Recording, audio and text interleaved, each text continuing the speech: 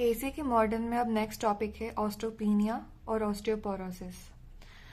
Simple सा osteopenia और osteoporosis को समझे तो ऑस्टियोपीनिया जो है वो शुरुआती स्टेज बोल सकते हैं और ऑस्टियोपोरोसिस ऑस्टियोपीनिया की एडवांस स्टेज बोल सकते हैं।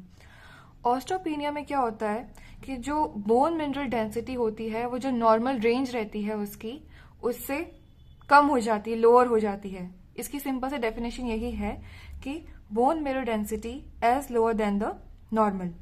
अब इसके कोजेस क्या क्या हो सकते हैं? मेनली ये फीमेल में होता है। क्योंकि मेनोपॉज के टाइम पे एस्ट्रोजन रहता है, उसकी डेफिशिएंसी होती है, और जो एस्ट्रोजन रहता है वही फीमेल में जो कैल्शियम का एब्जॉर्प्शन करवाता है।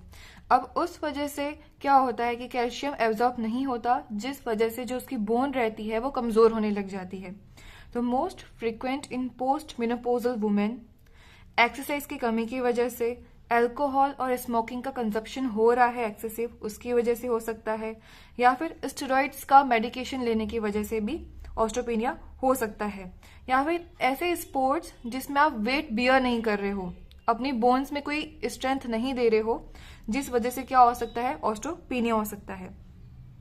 इसका सिंपल सा डायग्नोसिस है ऑस्टियोपीनिया का, जिसमें हम नॉर्मली एक्सरे करवा सकते हैं, बोन मिनरल डेंसिटी को हम चेक करवा सकते हैं, एमआरआई करा सकते हैं। मेन आपको इसमें याद रखने वाली चीज है डेक्सा स्कैन। ये इसको गोल्ड स्टैंडर्ड टेस्ट बोला गया है ऑस्टियोपोरोसिस और ऑस्टियोपीनिया के लिए। तो मेन पॉइंट ये है कि आप ये ध्यान रहना चाहिए कि इसमें आप कौन सा स्कैन करवाते हो, डेक्सा स्कैन कराते हो। इसमें टी स्कोर रहता है, जिस वजह से हम इसका आइडिया लगा सकते हैं कि जो व्यक्ति है उसके अंदर नॉर्मल बोन डेंसिटी है, ऑस्टियोपीनिया वाली कंडीशन है या फिर ऑस्टियोपोरोसिस वाली कंडीशन है। जिसमें +1 to -1 रहेगा तो वो नॉर्मल बोन डेंसिटी कंडीशन में आता है।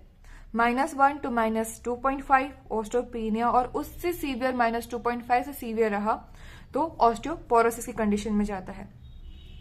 इसका सिंपल सा ट्रीटमेंट है कि एक तो आपको लाइफ स्टाइल में मॉडिफिकेशन लानी चाहिए, एक्सरसाइज करनी चाहिए, कैल्शियम रिच डाइट खानी चाहिए, विटामिन डी का कंजप्शन करना चाहिए और स्मोकिंग अल्कोहल को बंद कर देना चाहिए।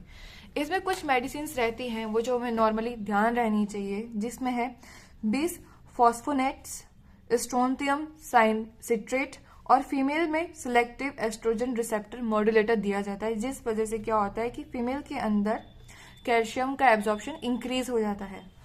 ऑस्टियोपीनिया जो टॉपिक है वो मेनली आपको 5 मार्क के अंदर पूछा जाएगा, और ऑस्टियोपोरोसिस भी, दोनों को भी पूछा जा सकता है, उनका डिफरेंस पूछा जा सकता है। तो उस हिसाब से इस चीज को हमको ध्यान रखने की जरूरत है। अब नेक्स्ट टॉपिक हम पढ़ेंगे ऑस्टियोपोरोसिस। इसका डेफिनेशन क्या है?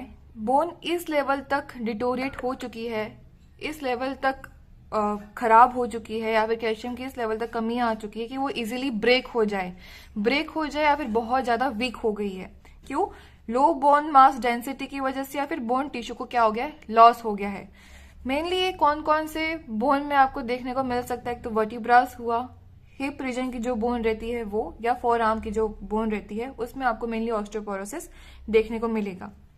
इसके कॉजेज भी हाइपरथायरॉयडिज्म हुआ, किडनी की कोई डिजीज है, कीमोथेरेपी हुआ, या फिर जो हमने ऑस्टियोपीनिया के कॉजेज पढ़े वो सब सारे इसमें आ सकते हैं, इसके कारण बन सकते हैं। साइन एंड सिम्टम्स वही कि एक तो आप क्या कराएंगे, डायग्नोसिस इसमें आप क्या करवाएंगे? बीएमडी चेक करवाएंगे, डेक्सा स्कैन करवाएंगे, सिटी स्कैन करवाएंगे, और क्या कराएंगे? एमआरआई करवाएंगे। इसका ट्रीटमेंट भी सेम ऑस्टियोपीनिया की तरह जाएगा कि लाइफस्टाइल मॉडिफिकेशन और जो हमने मेडिकेशंस ऑस्टियोपीनिया की पढ़ी वो सारी चीजें इसमें आएंगी।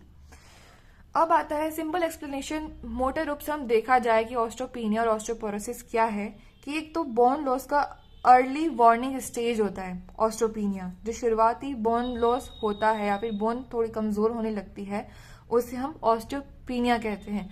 लेकिन उसी क्रोनिक कंडीशन को, एडवांस कंडीशन को हम क्या बोलेंगे? ऑस्टियोपोरोसिस बोलेंगे।